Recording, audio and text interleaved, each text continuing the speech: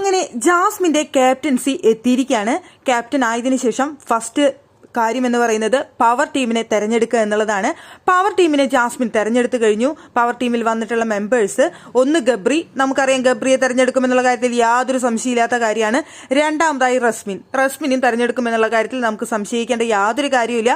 പിന്നെ അപ്സരയെ വേണമെന്ന് രണ്ടുപേരും കൂടി ചർച്ച ചെയ്ത് തീരുമാനിക്കുന്നുണ്ടായിരുന്നു.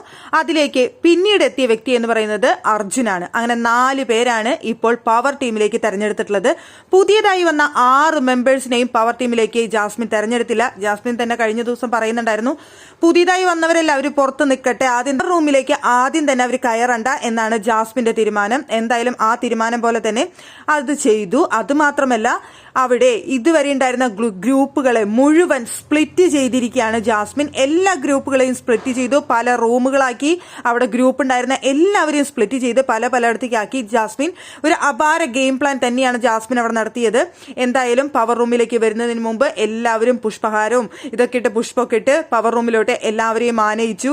അവിടെ അർജുനും അവിടെ പറഞ്ഞു, പാട്ടും ഡാൻസും ഒക്കെ ഞങ്ങൾക്ക് വേണം എന്ന് പറഞ്ഞുകൊണ്ട് ഞങ്ങളുടെ പവർ റൂമിലെ ആദ്യത്തെ അധികാരം പ്രയോഗിക്കുകയാണ്. പാട്ട് വേണം, ഡാൻസ് വേണം എന്നൊക്കെ പറഞ്ഞുകൊണ്ട് എല്ലാവരെയും കൊണ്ട് അതൊക്കെ ചെയ്യിപ്പിച്ചു. പക്ഷെ തുടക്കം എങ്ങനെയാണ്, ഇനി ബാക്കിയുള്ളത് എങ്ങനെയാവും എന്നറിയില്ല. ഗബ്രി, അർജുൻ, റസ്മിൻ, അപ്സര എന്നിവരാണ് പവർ റൂമിലേക്ക് എത്തിപ്പെട്ടിട്ടുള്ളത്. അതുപോലെ തന്നെ ബാക്കി എല്ലാ മെമ്പേഴ്സിനെയും സ്പ്ലിറ്റ് ചെയ്തിട്ടുണ്ട്, പല ഗ്രൂപ്പുകളിലേക്ക് ആക്കിയിട്ടുണ്ട്.